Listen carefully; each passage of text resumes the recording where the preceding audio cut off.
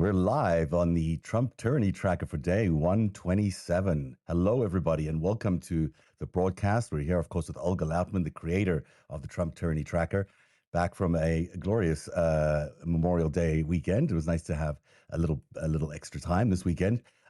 You noted quite interestingly that yesterday was a quieter day on the Trump Tyranny Tracker. So Trump even gave himself an authoritarian break.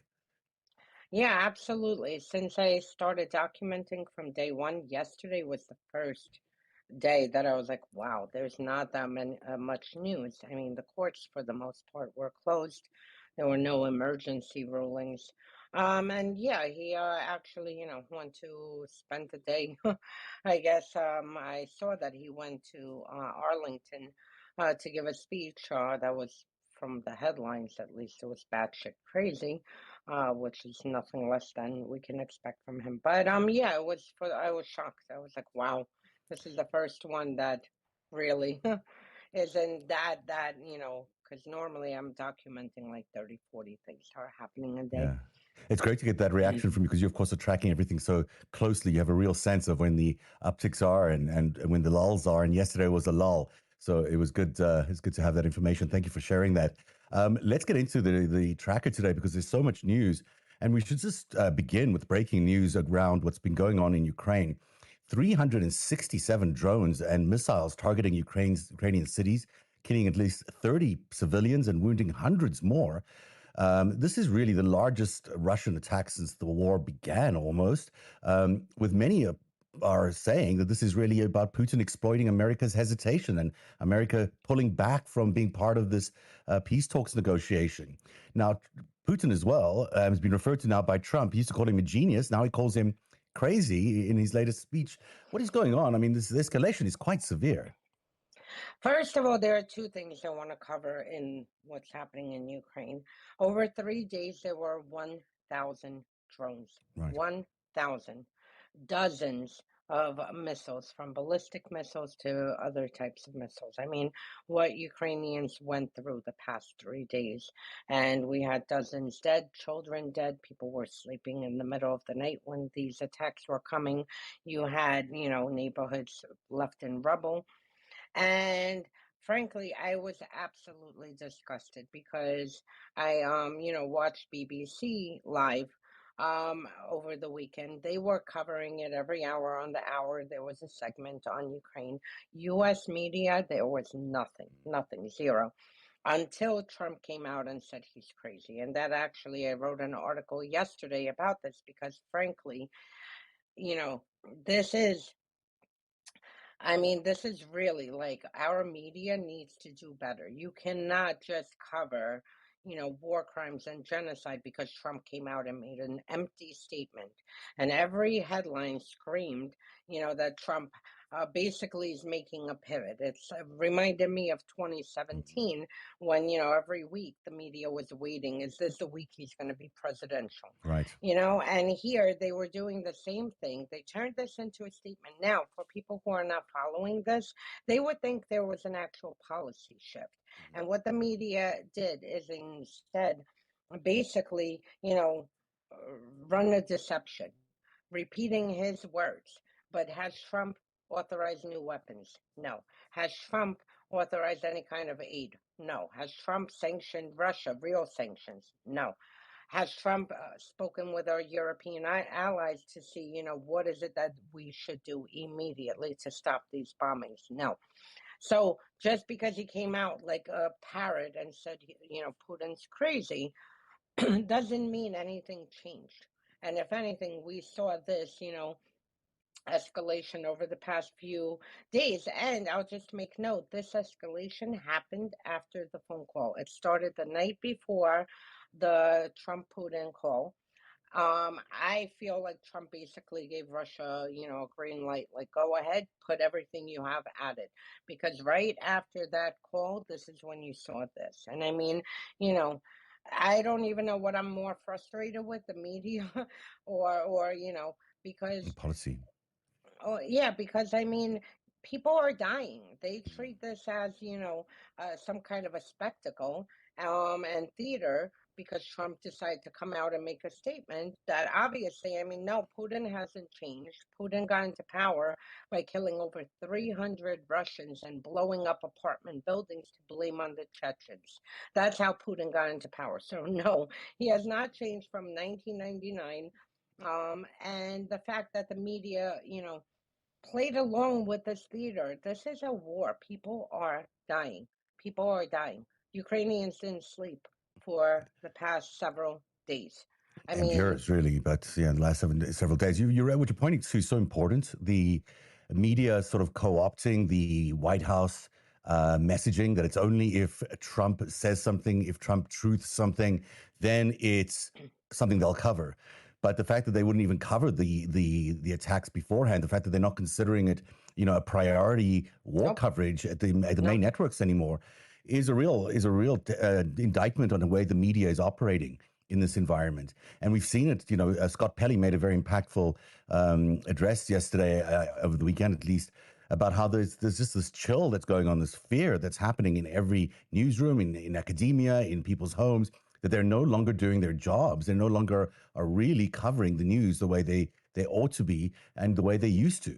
And so, Ukraine is being left out to defend for itself while Trump ignores them, fails to do anything on a policy front, doesn't give them the weapons, and then just does this token tweet or truth on Truth Social about Putin being crazy, and then that's it. Well, Shrugs his shoulders and walks away. This is yeah. democracy under attack in Ukraine. This is what we're fighting for here in America, and they're just shrugging their shoulders.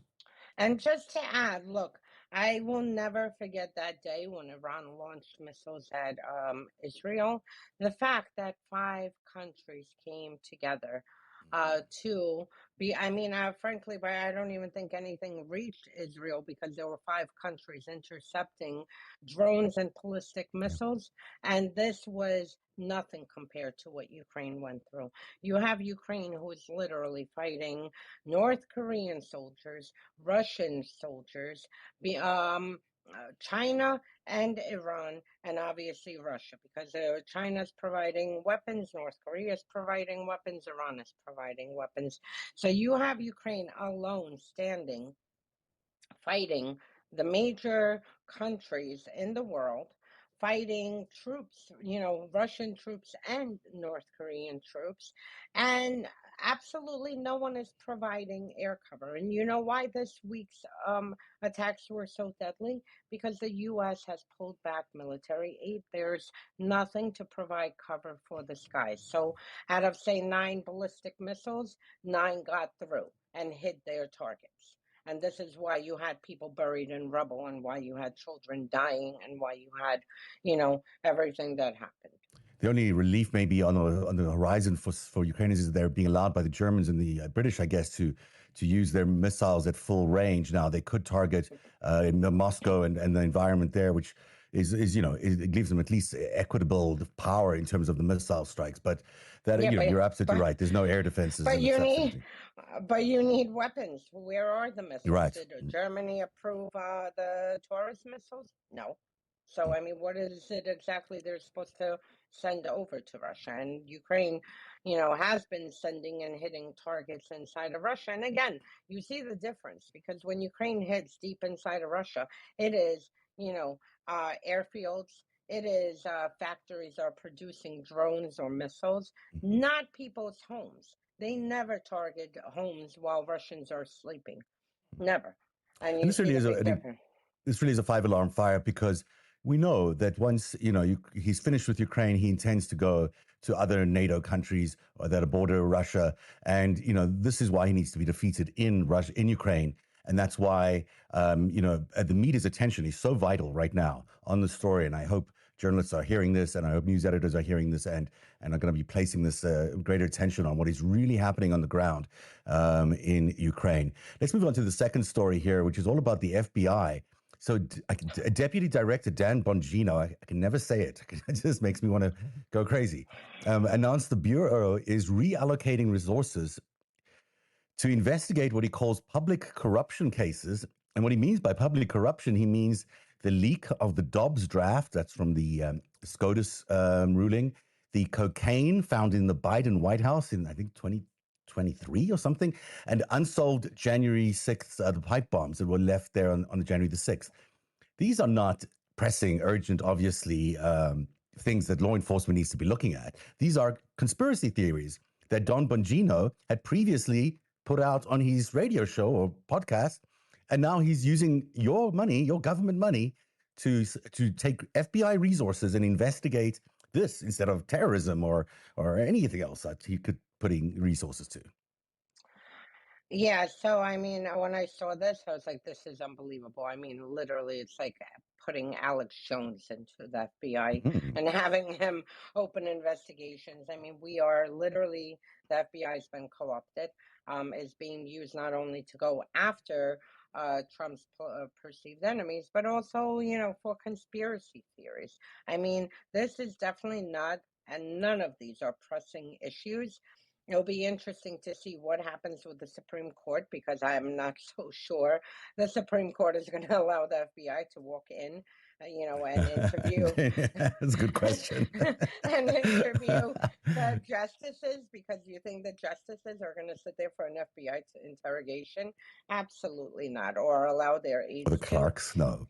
No, yeah. they're not going to do it. It's not going to happen. So not sure where this is going, but the bottom line is this is what they're focused on. And interestingly, what I did not put in the tracker, which maybe I'll put today, there was a very good story, basically, that ISIS and other terrorist organizations, literally from Trump's actions, this has been like absolute like recruitment heaven for them. And we already saw attacks, you know, by ISIS affiliated individuals. In January there was a terrorist attack, you know, and they're crawling around the US. So I mean, the fact that, you know, they want to investigate a freaking drop of cocaine. Obviously, Biden didn't use the cocaine, and frankly, you know, it was there. That's it. It was I'm there. sure it's not the first time cocaine has been used in the White House. I mean, if you're going to investigate that, you could probably go find a long history of that. But it's not a priority, obviously. They're going to put proper FBI investigators, agents on this case. There are a lot of other things, maybe 150 other things that you could think of. I don't know. There were 2 Israeli diplomats gunned down in the streets of D.C. I mean, you have ISIS running around. You have Turkish agents still. You think they didn't? There was a warning, you know, last year that there was an assassination, not Turkish, sorry, Iranian, an assassination plot against Trump from Iranian agents. Bottom line, they've carried out several operations on U.S. soil, including, you know, going after a dissident who's very outspoken against the regime in Brooklyn. So, I mean, we have other agents running around, and I'm not even going to begin with the cesspool of Russian agents and their operations. We have things to investigate, and honestly, what they are doing is taking this like Alex Jones conspiracy tinfoil nonsense and using our taxpayer money, like you pointed out, to investigate this. And when there is a terrorist attack on U.S. soil, guess what? We didn't know about it because they are too busy investigating this bullshit. All that, and also the crypto corruption investigation needs some attention, and of course they haven't even touched that at all. Speaking of which, there is an investor dinner that was held on May the 22nd last week. Despite the White House calling it a private event, the attendees included Chinese billionaire Justin Sun, who was recently cleared of an SEC investigation, and others who paid over $1 million for access. Trump is openly monetizing the presidency, obviously, but it's Justin Sun, you know, of Binance, under investigation, a serious investigation that was dropped by the Trump administration, and then shows up at a dinner paying for access to the president and getting to sit next to the president, getting to talk to him. Unbelievable. And with Justin Sun, first of all, he refused to come to U.S. for fear of being arrested. Then Trump comes in. He invested money late last year into World Liberty Financial, Trump's, you know, company. And then here for this dinner, he actually made the largest purchase of this crypto for his whatever coin. And here he comes, and more so with the dinner, you had, who I call her Peskova, the freaking White House propaganda secretary. She reminds me of Putin's press secretary. You had her coming out and saying that Trump is doing this in his private capacity. I mean, bad enough, there is no private capacity. You're a sitting UN Yeah. president. You are now Well, it's 24/7 private when you're president. taking bribes, I guess. I guess that's But what's it's private. But what is interesting is that people reported that Trump did speak in front of a presidential seal. So now, this is no, again, there was never a separation between private or not because Trump is the president. But the fact that he used the presidential seal for this event, I mean, it just shows you the corruption and I mean, what is happening is mind blowing, and they don't even bother hiding it. I've said it over and over. Trump feels so emboldened right now. He doesn't care what you think, I think, what people who are losing Medicaid think, what children who are losing food programs and SNAP think. He doesn't care. He's going to do whatever he wants. And frankly, he's acting more emboldened than Putin because Putin has never displayed this type of corruption. And I mean, this is the freaking original mafia kleptocratic state. And you've never seen this kind of like, in your face, I'll do whatever you want, and you try to stop me. I mean, I can't imagine Joe Biden ever showing up at a crypto dinner for his own stable coin and then standing in front of a White House seal. It would never in a million years happen. And these people have the audacity to criticize Biden. It's unbelievable.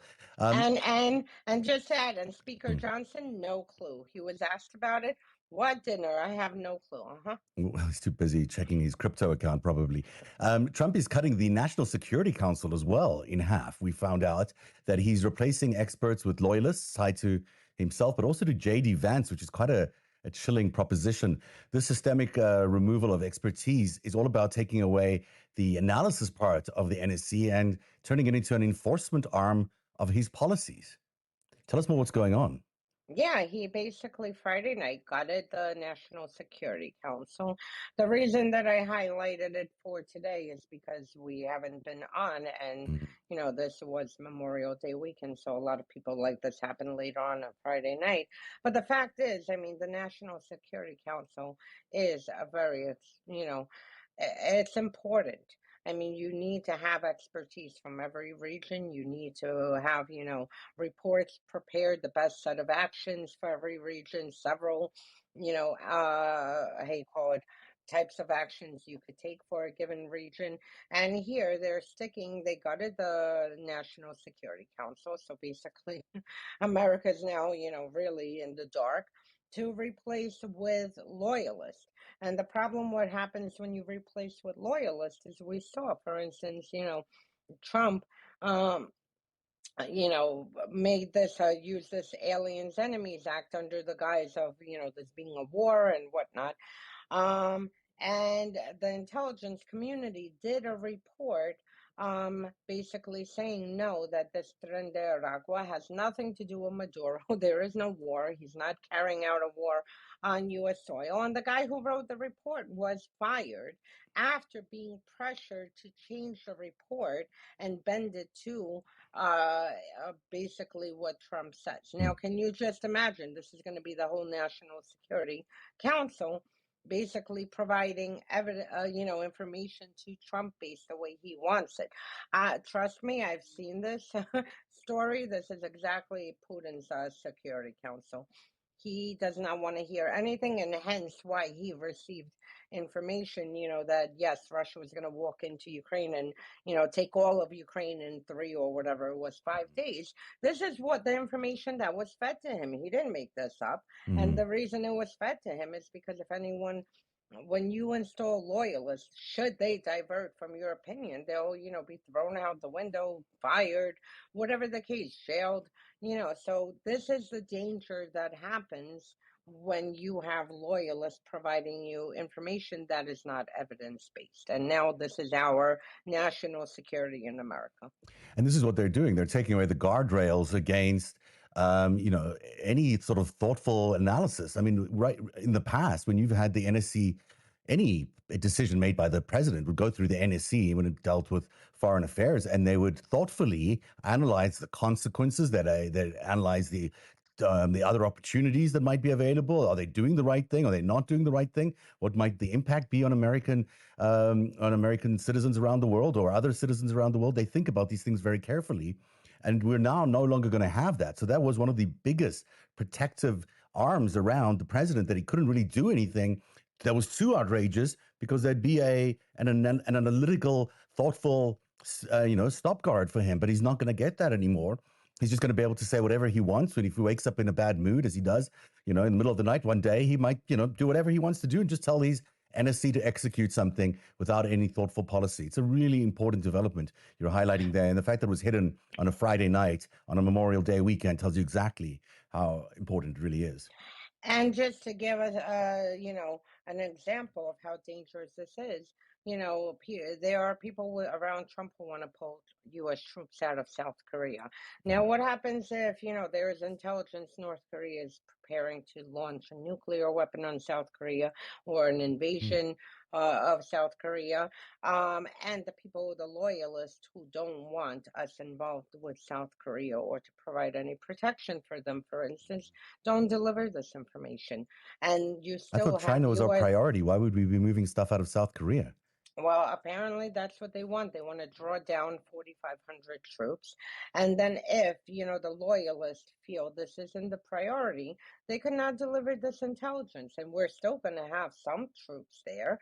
And then that, endangers not only, geopolitically the disaster, but that would endanger U.S. lives. This is why it's so important to have people in the national security who are providing evidence-based information and recommendations, not based on what they want or what they feel or what they think the president wants to hear.